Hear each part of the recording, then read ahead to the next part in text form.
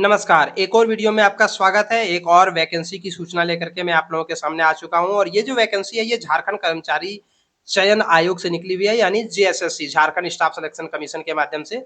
और अगर आप ग्रेजुएट कर चुके हैं यानी अगर आपने बीए कंप्लीट कर लिया है, बीए, बीएससी या बीकॉम, तो वैसी स्थिति में आप इसके लिए अप्लाई कर सकते हैं। शॉर्टकट में इसको जेजीजीएलसीसीई 2023 रेगुलर वैकेंसी कहा जाता है। झारखंड सामान्य स्नातक योग्यताधारी संयुक्त प्रतियोगिता परीक्षा 2023 नियमित कहा जाता है। दो प्रकार की वैकेंसी निकली है, एक विज्ञापन संख्या 10/2023 ये रेगुलर वैकेंसी है और दूसरा जो है दूसरा भी वही उसी लेवल उसी टाइप का निकला हुआ है, लेकिन ये रेगुलर ना होकर के बैकलॉग है। तो ये हुआ बैकलॉग और इसके अलावा दूसरा जो है ये है रेगुलर। दोनों में नियम शर्तें लगभग एक समान है, तो मैं आपको सिर्फ ये रेगुलर वाला दिखा देता हूँ। इसमें ऑनलाइन आप जो है वो 20 जून से कर पाएंगे। 100 रुपये शुल्क लगेगा अगर आप जनरल, ओबीसी और ईडब्ल्यूएस कैंडिडेट हैं तो। और अगर आप एससी एसटी कैंडिडेट हैं तो आपको मात्र 50 रुपये पेमेंट करने की आवश्यकता है। अगर 40% से अधिक आप दिव्यांग हैं तो ऐसी स्थिति में आपको किसी भी प्रकार से कोई पेमेंट करने की आवश्यकता नहीं होगी।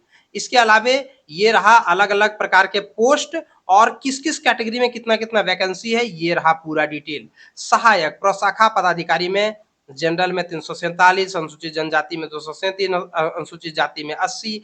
अलग अलग पोस्ट हैं, अलग अलग कैटेगरीज हैं। आप किसमें अप्लाई करना चाहते हैं, किसमें भाग लेना चाहते हैं, वो आप देख लें। इस नोटिफिकेशन को डाउनलोड करके हर प्रकार का लिंक आपको डिस्क्रिप्शन बॉक्स में मिल जाएगा।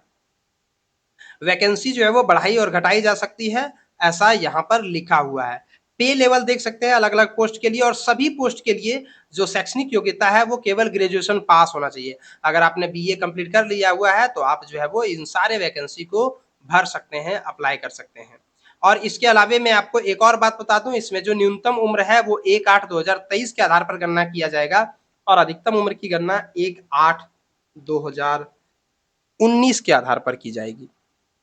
न्यूनतम उम्र की गणना 1/8/23 और अधिकतम उम्र की गणना 1/8/2019 के आधार पर की जाएगी।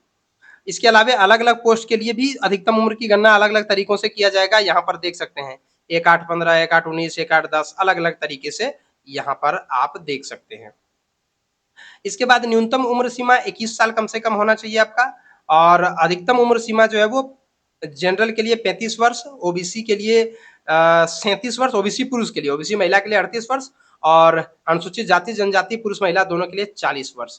इसके अलावे आप जो है ये बात ध्यान रखें कि आपको जितने भी डिटेल्स डालने हैं एग्जाम फॉर्म भरते समय वो सारा 10वां के अनुरूप डालना है, सभी चीजों को सही सही डालना है।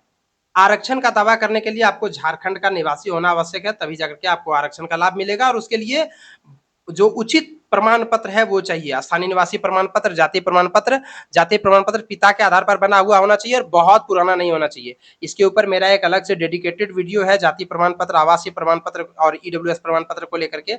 आप हमारे उस वीडियो को देख लीजिए, क्योंकि इस पर एक अलग मैंने वीडियो बनाया था, काफी लंबा हो जाता है। इसमें अलग अलग डेट दिया हुआ है, किस डेट के बाद का जाति प्रमाण पत्र होना चाहिए, किस डेट के बाद का आवासीय प्रमाण पत्र होना चाहिए, किस लेवल का बना होना चाहिए। और ओबीसी कैंडिडेट हमारे उस वीडियो को जरूर देखें, क्योंकि ओबीसी के लिए वो जाति प्रमाण पत्र चाहिए ही नहीं जो आप प्रस्तुत करेंगे। ओबीसी के लिए एक अलग से प्रमाण पत्र चाहिए, एनवीसी प्रमाण पत्र, non creamy layer backward class certificate चाहिए, तभी जाकर के आपको आरक्षण का लाभ मिलेगा, अन्यथा आपको आरक्षण का लाभ नहीं मिलेगा।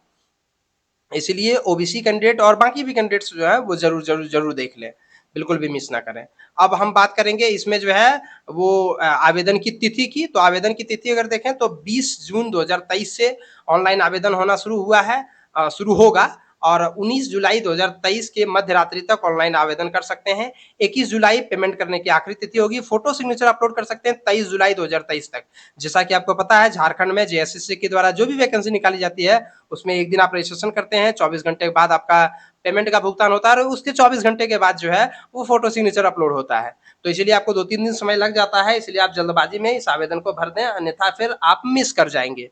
इसके अलावे अगर हम बात करें तो 25 से 27 जुलाई तक सुधार की डेट निकाली गई है। अगर फॉर्म भरते समय किसी प्रकार से कोई त्रुटि उटी हो जाती है तो वैसी स्थिति में आप 25 जुलाई से लेकर के 27 जुलाई तक सुधार कर सकते हैं।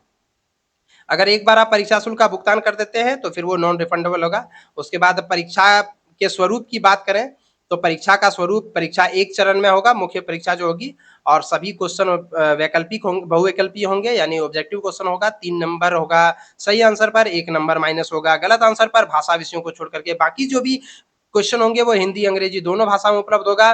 और मुख्य परीक्षा में के 3 पत्र होंगे, मतलब 3 पेपर होगा, 1 पेपर, 2 पेपर, 3 पेपर। परीक्षा 3 पालियों में आयोजित होगा और प्रत्येक पेपर के लिए 2-2 घंटा का समय दिया जाएगा। पेपर 1 जो होगा वो 120 मिनट 2 घंटा का समय दिया जाएगा, हिंदी और अंग्रेजी भाषा का आपको ज्ञान का टेस्ट होगा। उसके बाद दूसरा पेपर जो होगा वो कोई रीजनल लैंग्वेज, जिसमें हिंदी, अंग्रेजी, उर्दू, संथाली, बंगला, मुंडारी, हो, खड़िया, कुडुगु, कुरमाली, खोरठा, नागपुरी, पंचपरिया, उड़िया, संस्कृत, ये सारी भाषाओं में से कोई एक होगा और 30% अंक लाना इसमें अनिवार्य है। पेपर 3 जो होगा वो general knowledge, general science, general math, reasoning, computer, Jharkhand राज्य से संबंधित ज्ञान, इन सबों के क्वेश्चन होंगे और इसमें भी आपको जो है वो 30% मार्क लाना अनिवार्य होगा और कुल मिलाकर के ये रहा सिलेबस। किससे किससे कौन कौन सा क्वेश्चन पूछा जाएगा उसका यहाँ पूरा का पूरा सिलेबस दिया हुआ है, आप सिलेबस को देख सकते हैं। इसके अलावा आपको मेधा सूची में सम्मिलित होने के लिए ये सारे क्वालिफाइंग मार्क है, इतना परसेंट मार्क आएगा तभी जाकर के आप मेधा सूची में सम्मिलित हो सकते हैं, अन्यथा आप सम्मिलित नहीं हो सकते हैं। तो ये थी मुख्य बातें इस वैकेंसी की और सेम यही बातें जो है वो दूसरे वैकेंसी जो बैकलॉग वाला है उसमें भी यही बातें लिखी है। ये वाला जो नोटिफिकेशन मैंने आपको बैकलॉग वाला दिखाया था इसमें भी सेम वही बातें लिखी है, बस इसमें वैकेंसी पोस्ट जो है वो मात्र 8 है, जिसमें 4 है एससी का, ओबीसी 1 का है 1, ओबीसी 2 का है 3 वैकेंसी, टोटल 8 पोस्ट ही हैं। तो आप देख लीजिए जिसमें आपको अप्लाई करना अप्लाई कर सकते हैं और आपको जो है वो ग्रेजुएट होना चाहिए तभी जाकर के आप अप्लाई कर सकते हैं और ग्रेजुएशन होना चाहिए लास्ट डेट तक, जो इस वैकेंसी को भरने का आखिरी डेट जो है वो तब तक। दोनों के नियम शर्तें समान है, हर प्रकार का लिंक डिस्क्रिप्शन बॉक्स में है, डाउनलोड करके आप पढ़ भी सकते हैं और इस वैकेंसी के बारे में भरने से पहले पूरी जानकारी भी लेना आपको आवश्यक है। पूरा नोटिफिकेशन को जरूर पढ़ लें। वीडियो को देखने के लिए धन्यवाद और इसी प्रकार से अन्य जानकारियों के लिए आप हमारे चैनल को सब्सक्राइब करके रखिए, ज़्यादा से ज़्यादा लोगों तक शेयर कीजिए ताकि मैं हमेशा आपके लिए कुछ नया वैकेंसी की सूचना लेकर के आता रहूं। धन्यवाद।